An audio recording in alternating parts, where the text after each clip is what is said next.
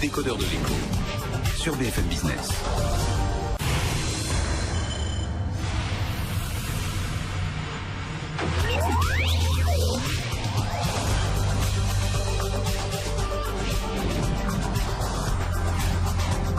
L'écho s'éclaire sur BFM Business.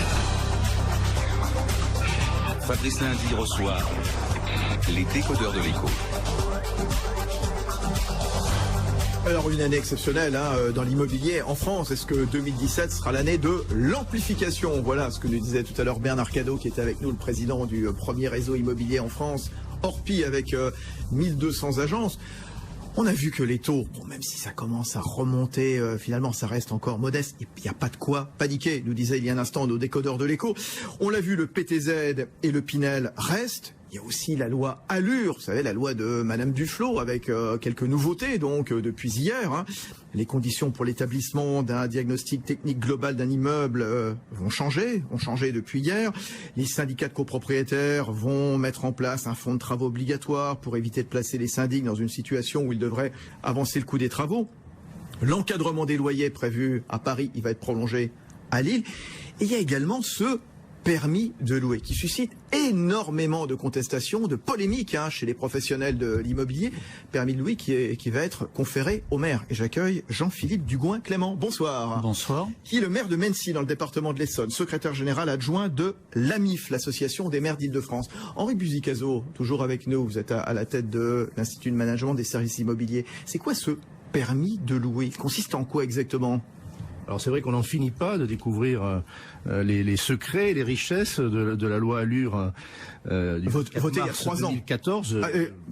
De 2 ans. Bon. Oui, enfin, 2014, 3 ans dans un mois. Ça fera 3 ans et en effet, c'est un texte monumental. Donc les textes d'application interviennent les uns après les autres. Le rythme d'ailleurs de parution a été assez élevé, mais centaines de décrets comme ça qui sont encore pas publiés 3 ans après la loi de Madame Duflot. Il y a encore quelques décrets.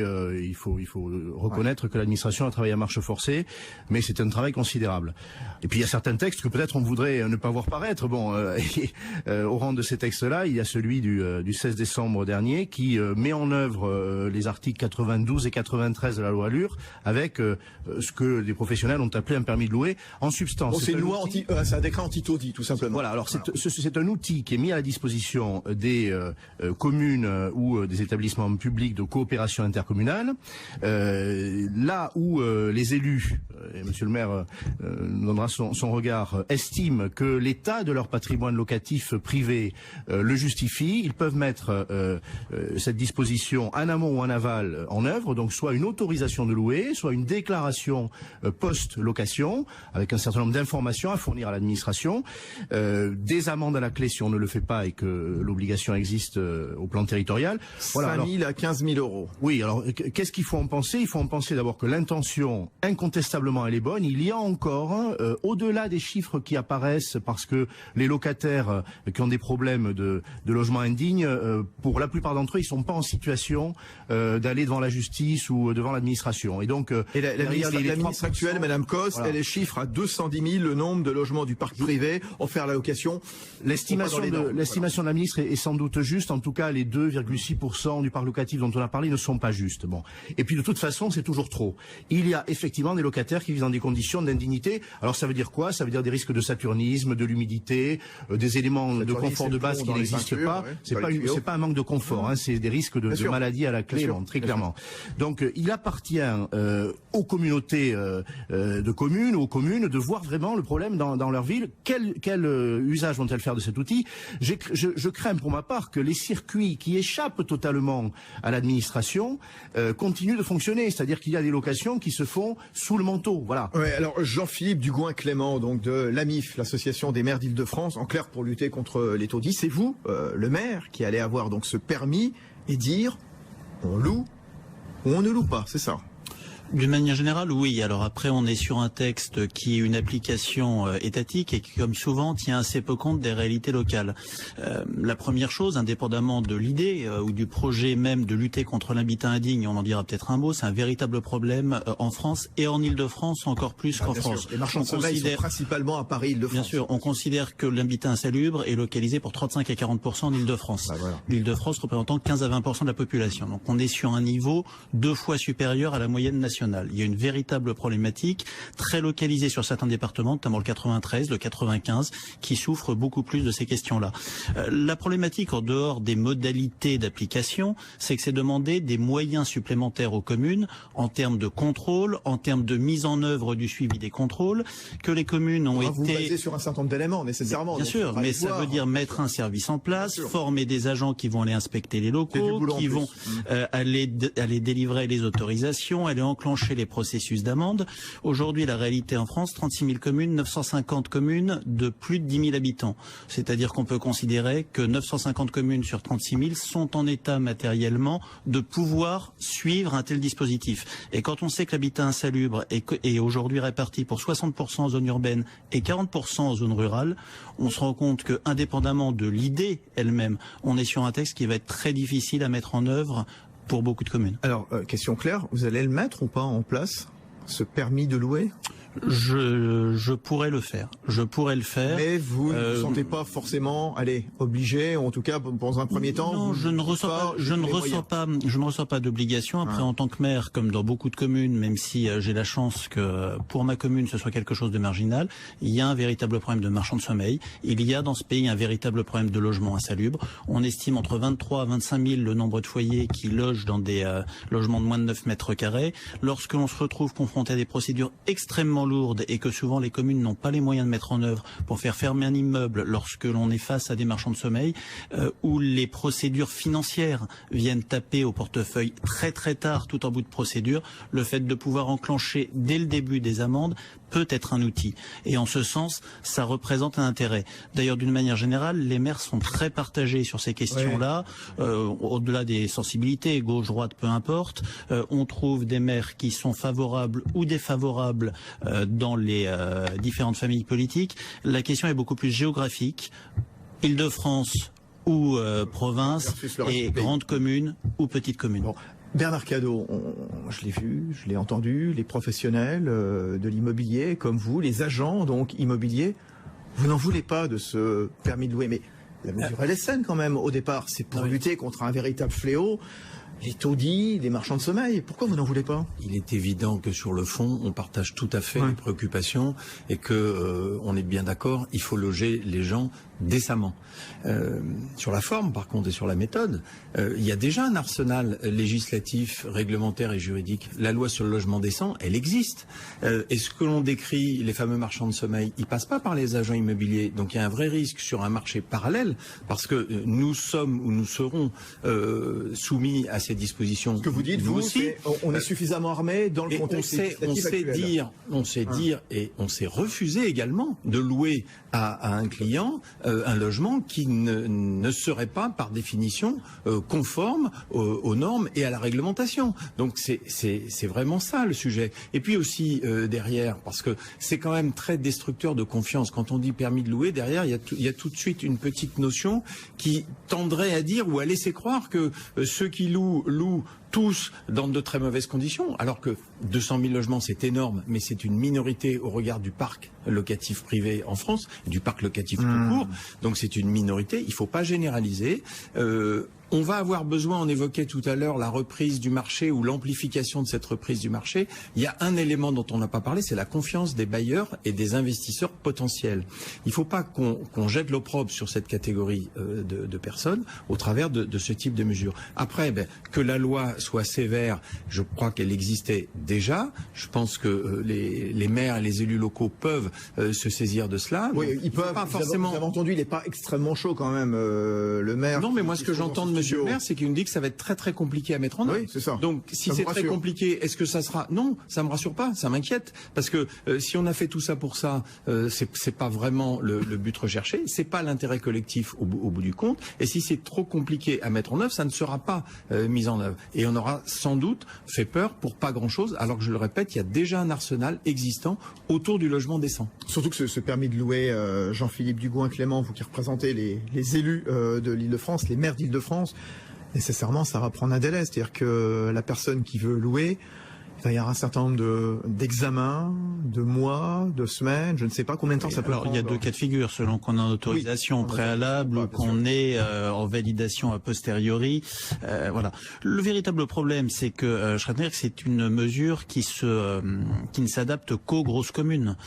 Sur une grosse commune, sur la ville de Paris, il n'y a absolument aucun problème pour mettre ça en œuvre sur quelques quartiers, de Paris, quelques îlots très ciblés sur lesquels il y a des problèmes majeurs.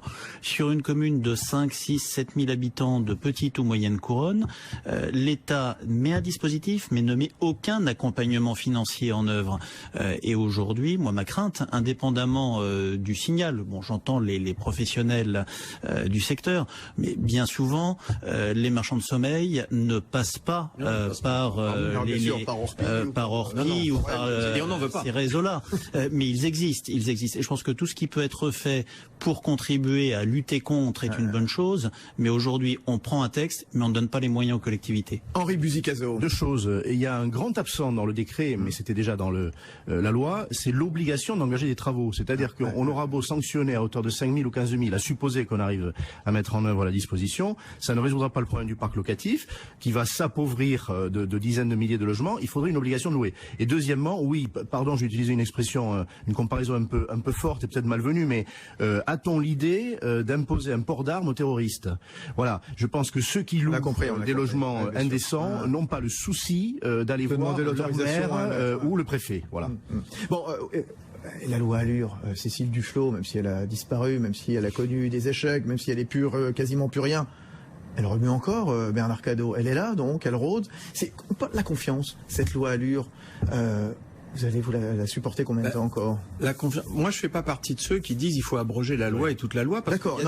Il y a une partie de la loi. Vous êtes souvent venu pour nous dire tout le mal que vous pensiez de cette loi. Oui, quand on trouve que c'est mal, on le dit. Oui, mais il faut aussi savoir dire quand c'est plutôt réussi. Oui, mais Bernard Cadot, par exemple, l'encadrement des loyers instaurés à Paris, on en avait parlé. On n'est pas d'accord.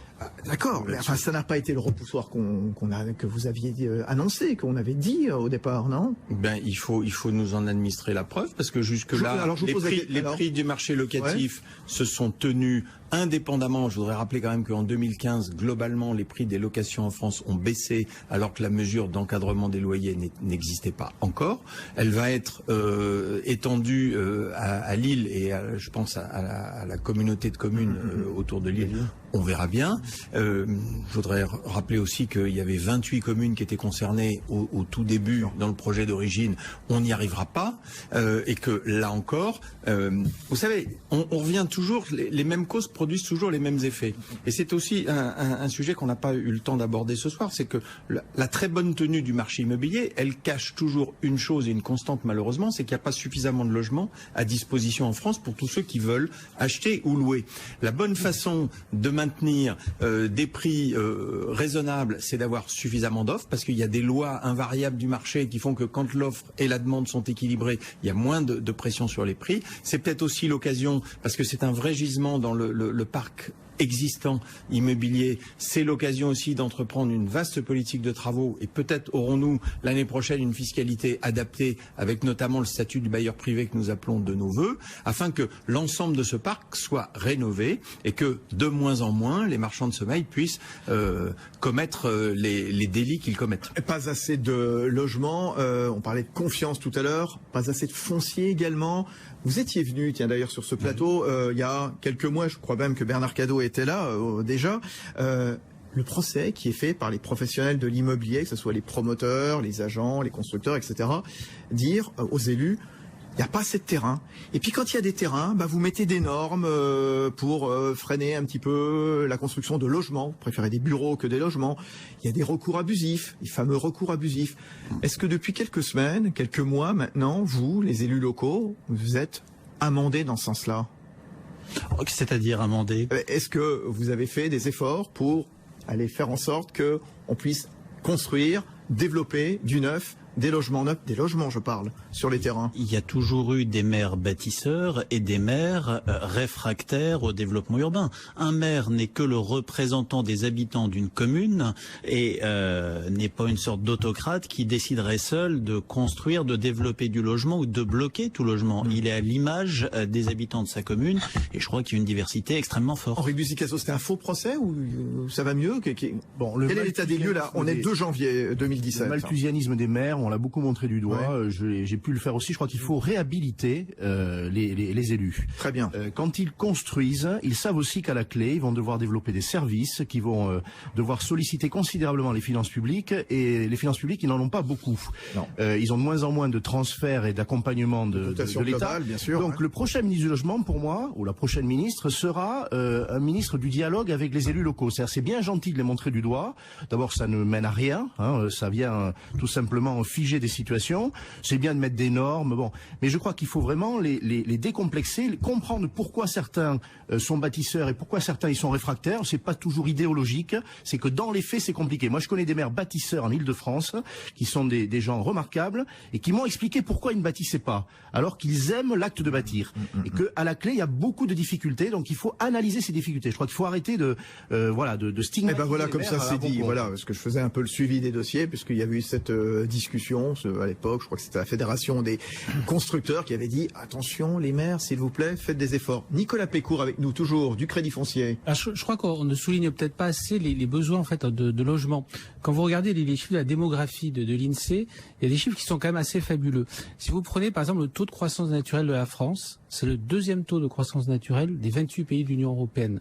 Donc on a un développement de la population qui est très important et il faut le souligner par rapport à nos voisins. Ça c'est le premier élément. Le deuxième élément, c'est celui du nombre de personnes par ménage. Savez-vous qu'en 75, il y avait 3,2 personnes par ménage. Aujourd'hui, on est à 2,3. Donc si vous combinez accroissement de la population, diminution du nombre d'individus par ménage, vous arrivez en l'espace de 25 ans à plus 70% de besoins en logement. Et on voit bien que ce phénomène-là va continuer à progresser et donc on aura besoin de logements nouveaux. 2 janvier 2017, un dernier tour de table, puisqu'il va se passer quelque chose d'important en France. Fin avril, début mai, premier et deuxième tour de la présidentielle. Vous, les professionnels de l'immobilier, qu'est-ce que vous attendez de cette campagne à venir? C'est le moment des vœux, alors. Des vœux, des souhaits, peut-être, voilà. Des suppliques. Des suppliques. Je crois que... Vous avez une ancienne ministre qui est candidate, d'ailleurs, à la présidentielle. Madame Pinel. Voilà. Tout à fait, mais très bien. Sérieuse. La démocratie... bien sûr, allez-y, Bernard Cadot. Passe par là. Nous, ce qu'on va attendre du prochain ou de la prochaine ministre du Logement et du président pardon, qui va impulser cette politique, c'est de la simplification. Il faut absolument simplifier. Un chiffre que j'ai entendu aujourd'hui, 400 000 normes en France, dont la plupart, sur les derniers mois, sont le fait du secteur du logement et de l'immobilier. Donc simplification, stabilisation. Et puis avec ça, on pourra faire quelque chose. Il y aura encore des bonnes affaires à réaliser dans l'immobilier. Henri Buzicazo, un mot chacun aussi. Une réflexion de fond sur la fiscalité et sur l'équilibre entre fiscalité nationale et fiscalité locale. Ça, je crois qu'on ne va pas en faire l'économie, il va falloir un grand soir fiscal. Nicolas Pécourt, du Crédit Foncier. Ça a été dit par Bernard Cadot, je pense que ce qui est important, c'est la stabilité réglementaire. On a beaucoup parlé du PTZ ce soir. En 10 ans, le PTZ a été réformé 9 fois. Et là, il est prolongé. Et il est prolongé, c'est un dispositif. Et donc, il y a encore des bonnes affaires à réaliser dans l'immobilier en 2017, comme en 2016, c'est ça? Comme en 2016, avec d'excellents taux d'intérêt pour financer son bien immobilier. Super, merci à tous. Merci Nicolas Pécourt, directeur de la communication du Crédit Foncier. Bernard Cadot à la tête du réseau Orpi, premier réseau immobilier de France. Henri Buzicazo, président de l'Institut de management des services immobiliers. Et puis on était avec le représentant de l'Association des maires d'Île-de-France, son secrétaire général adjoint Jean-Philippe Dugouin-Clément, le maire de Mency dans l'Essonne. C'est fini pour les décodeurs de l'écho. Les décodeurs de l'écho sur BFM Business.